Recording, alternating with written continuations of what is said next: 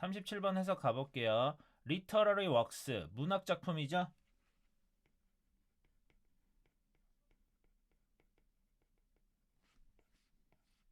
자, 문학 작품은 by their nature, 그들의 본질상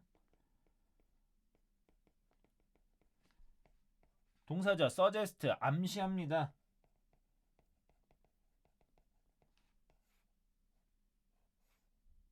자, rather than 나왔는데요. rather than 나오면 뭐뭐 하기보다는 이 뜻이죠. 뭐뭐 하기보다는.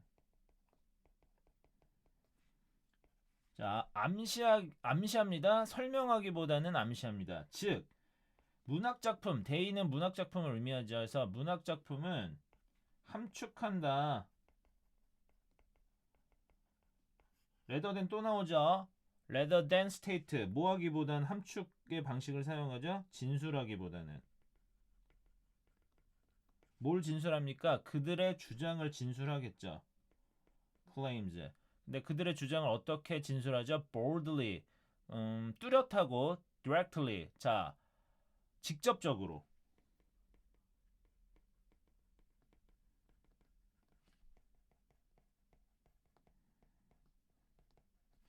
그래서 문학 작품의 어떤 그 이야기를 풀어나가는 방식에 대해서 얘기하는데, 여러분 여기서 뭐 suggest가 어떤 단어랑 동의적으로 쓰였죠? imply라는 단어랑 동의적으로 쓰였죠. 그 다음에 explain은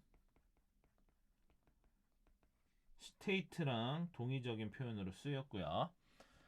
자, 순서대로 한번 읽어보면서 글 순서 잡아볼게요. what a text. 자, what으로 시작했는데 지금 의문부 없이 to us 마침표 찍히고 있죠. 그렇다는 건 what이 명사절 접속사, 즉 what부터 what a text implies까지가 문장의 전체 주어 역할을 하는 명사절 접속사로 보셔야 되는 거죠. 그래서 s가 부의하는 것으로 해석하시면 되고, 명사절 접속사 what은 항상 자신이 데리고 다니는 문장에서 특정 명사 역할을 대신해 주죠. 이 경우에는 imply라는 동사에 대한 목적어 역할을 what이 대신해 주고 있다는 거죠. 그래서 항상 what은 뒤에 불완전한 문장이 나오기 때문에 명사절 that으로 바꿔 쓸 수 없습니다. 이 경우에는 that으로 바꿔 쓸 수 없다는 거 알고 계시면 되고요.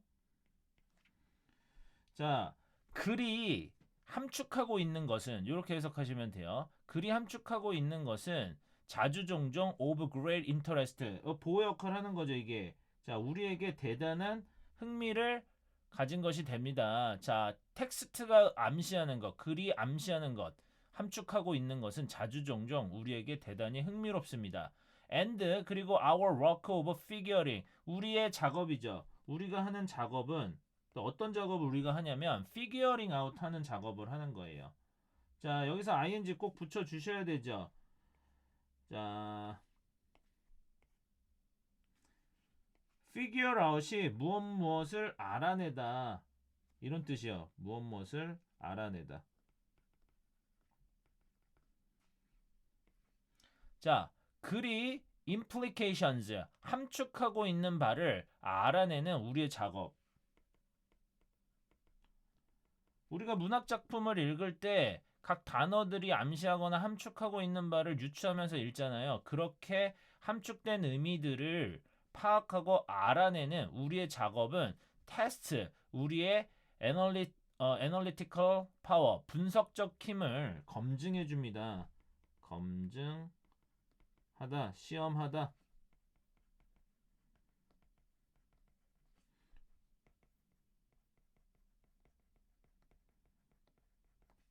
우리의 분석적 힘을 시험하게 됩니다. 검증하게 됩니다. in consider. 그래서 이런 것들을 considering, 고려하는 과정 속에서, 깊이 고민하는 과정 속에서, 역시 ing 붙여주셔야죠. 고민하는 것에서, 고려하는 과정 속에서. 근데 뭘 고려하고 뭘 고민하죠? what 이하를 고려하는 거죠. what a text suggest. 글이 문학작품에 나온 글들이 suggest, 자, 제시하고 있는 바 혹은 암시하고 있는 것을 고려하는 과정 속에서 we gain practice, 우리는 얻게 됩니다. practice, 연습이라는 뜻도 있지만 기량이라는 뜻도 있죠. 우리는 실력을 얻게 됩니다. 자, 어떤 과정에 대한 실력을 얻게 되죠? Making sense of text. Making sense of는요, 무엇을 이해하다, 파악하다.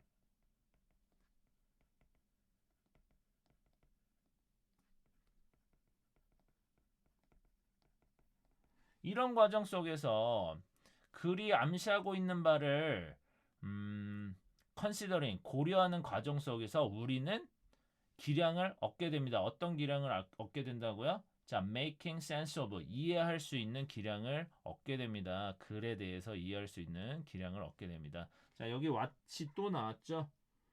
뒤에 불완전하기 때문에 that으로는 바꿔 쓸 수가 없습니다. 자, 이 A에서 나온 내용은 뭐예요? 분석적 능력을 통한 문학 작품의 이해, 그죠? 그걸 뜻하는 거죠. 우리의 분석 능력,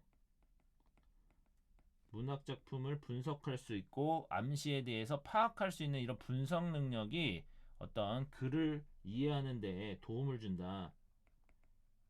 이런 내용이고요. B번 한번 볼게요. 그러나 자, what, but 이런 거 나왔는데 but 같은 게 문제 풀 땐 단서가 되는 거예요, 여러분들. 이 무조건 이제 but이 나왔기 때문에 지금 우리가 읽을 내용과 반대되는 내용이 앞에 나왔다는 걸 의미하는 거죠. 그래서 but을 한번 염두에 두고 글을 읽어보면, 자, whatever the proportion of a works showing to telling. 자, 비율인데 proportion은 비율이란 단어죠. 그래서 proportion, 수거로서 the proportion of A to B 이렇게 보시면 돼요. 그러면은 A에 대한 B의 비율 뭐 이런 얘기죠. showing이 A고 B가 telling이 되는데, 자, 이 문학 작품의 보여주기 방식 비율 대비 이 말하기 방식의 비율을 얘기하는 겁니다. 그래서 보여주기 방식 대비 말하기 방식의 비율이 whatever, 어떻든지 간에 이런 식으로 해석하시면 돼요. 그래서 무엇이든지 간에. 자, whatever는 보통 이제 명사절 만들어주는 접속사로도 활용을 하고요. 부사절 만들어주는 접속사로도 활용하는데요. 지금 대괄호 친 부분이 뒤에 나온 어떤 there is 구문하고 연결되어 있지 않죠. 그러니까 이것은 그가 there is 구문에 포함되어 있지 않다는 거예요. 그래서 이것은 명사절, 주어나 뭐 목적 같은 명사절의 기능을 하고 있는 게 아니라 부사의 역할을 한다고 보시면 되고, 여기서는 이제 그러니까 주어 동사가 나와야 되는데 명사로만 지금 쓴 거거든요. 이런 비율이 무엇이든지 간에 뭐 이런 식으로 쓴 겁니다.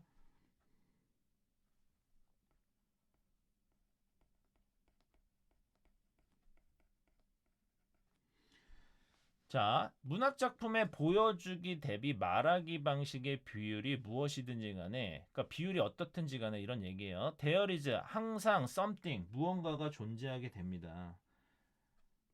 자, 근데 뒤에 이제 for 목적어랑 to 부정사가 나오죠. 그럼 to 부정사는 앞에 나온 something을 수식해주는 형용사절로 보시면 되거든요. 형용사 구로 보면 되거든요. 그래서 to는 이제 형용사적 용법으로 봐서 해석할 수 있는, 우리가 해석할 만한 무언가가 항상 존재한다. 근데 이 해석을 누가 하느냐? for readers가 하는 거죠. 그래서 for readers는 to 부정사에 대한 의미상의 주어로 보시면 돼요.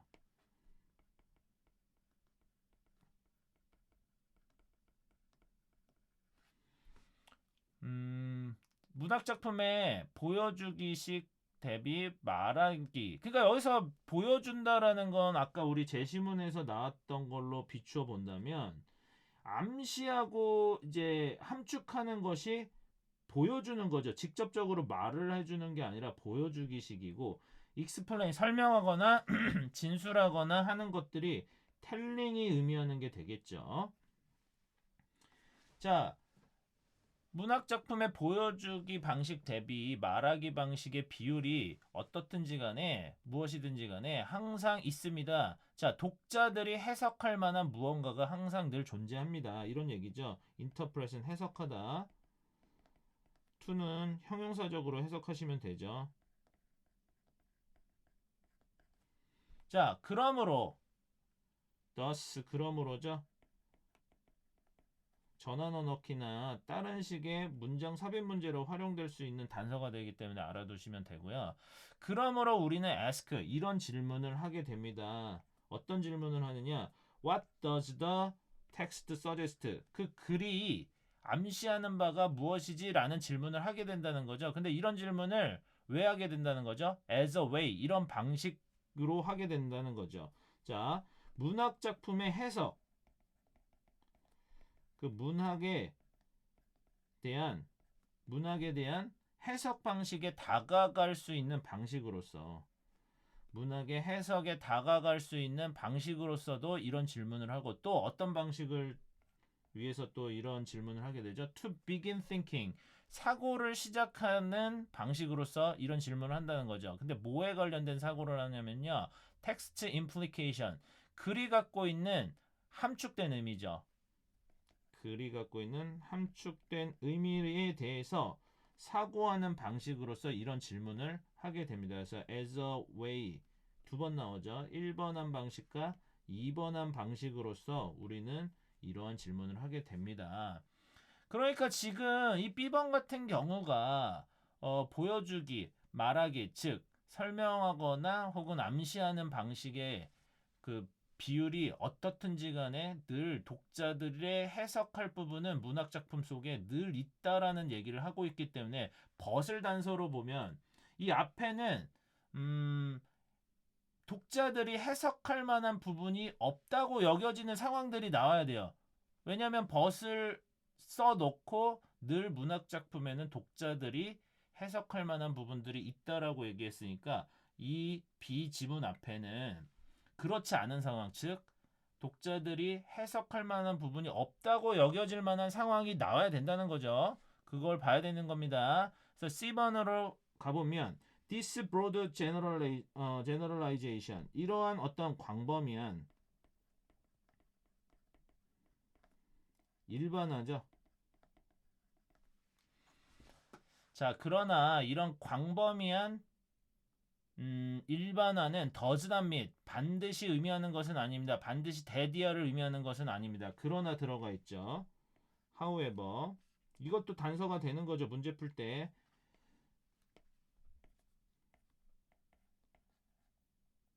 자, 여기서 that은 왜 썼습니까? min이 타동사기 때문에 뒤에 목적어 나와야 되겠죠. 아까 generalization이 주어고 min이 동사라고 하면 that 이하가 목적어가 돼야 되는데 that 이하가 구조가 지금 works of literature 주어 나왔고요.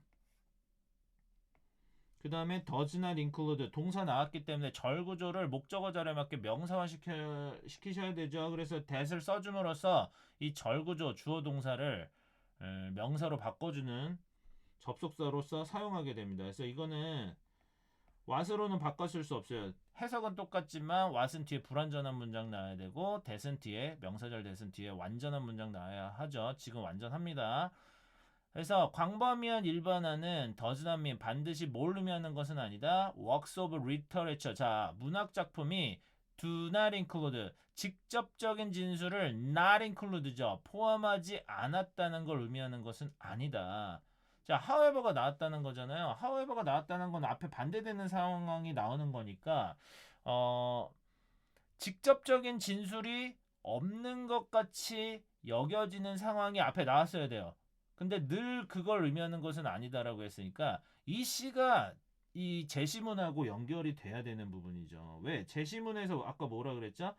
설명보다는 암시를 한다 그랬고 또 진술보다는 함축적인 방식을 활용한다 그랬죠. 그래서 이야기 속에서 문학 작품 속에서 암시나 함축만 있고 설명이나 진술은 뭐 좀 부족하게 나타나는 것 같다. 하지만 이것이 반드시 이 문학 작품 속에서 직접적 진술이 없다는 걸 의미하는 것은 아니다. 이런 식으로 C에 이어지는 거죠.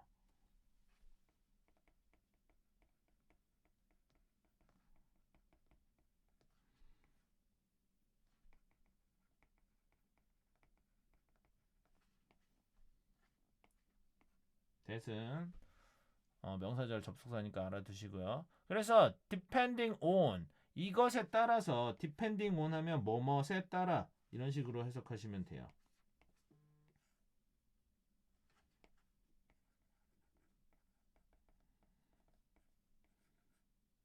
그래서 when 이하한 것에 따라서 이러한 순간에 따라서 어떤 순간이냐면 they were written.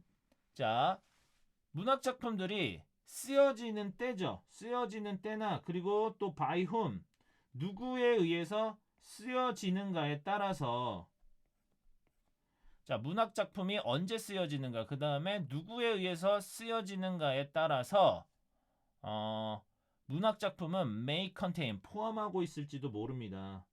뭘 포함하고 있을지도 모르죠. 아주 많은 양의 직접적인 말하기 방식을 이야기하고 있을 수도 있어요. 자, 전혀 말하기 방식에 직접적인 진술이 없는 건 아니다. 자, 언제 쓰여졌는가, 그 다음에 누구에 의해서 쓰여졌는가에 따라서 문학 작품은 포함하고 있다. 다량의 직접적인 말하기 방식, 그 다음에 더 적은 양의 암시나 함축을 가지고 있을 수도 있죠.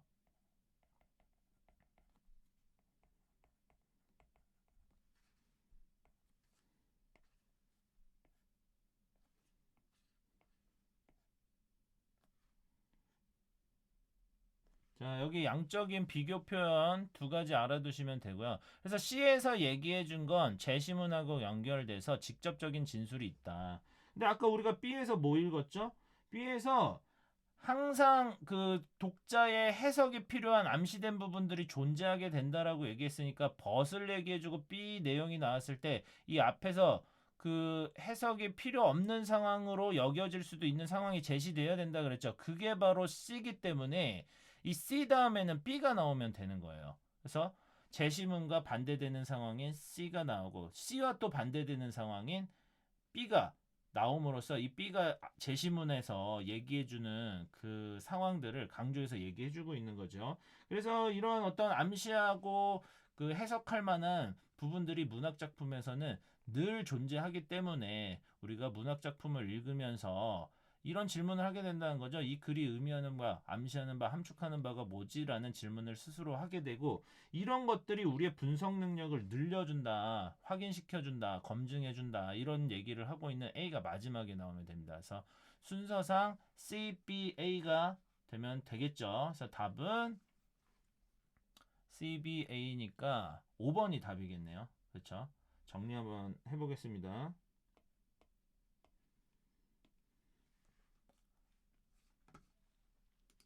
자, 문학 작품의 이해를 돕는 함축적 의미에 대한 추론과 그 기등에 대해서 나왔는데요. 문학 작품은 기본적으로 설명보다는 암시가 많고 또 진술보다는 함축적 표현이 많은데 뭐 그럼에도 불구하고 직접적인 진술이 암시나 함축보다도 많아지는 경우가 있을 수 있다는 거죠. 반드시 문학 작품이 설명과 진술보다는 암시와 함축이 많다고 해서 전혀 직접적인 진술이 없다는 걸 의미하는 것은 아니다라고 표현했으니까 아무튼 그렇게 직접적인 진술이 있는 경우에라도 독자가 해석해야 될 무언가가 항상 문학 작품에는 존재합니다. 그래서 문학적 해석과 어떤 텍스트 함축의 유추 방식을 우리가 텍스트가 무엇을 암시하는가라는 질문을 통해서 사용하게 돼 있고 이 텍스트의 함축적 의미는 독자들에게 흥미를 유발하죠. 그렇게 함축된 의미를 유추하면서 우리 독자들의 분석 능력을 시험하고 텍스트를 이해하는 능력을 습득할 수 있다. 이런 내용을 말하고 있는 거죠.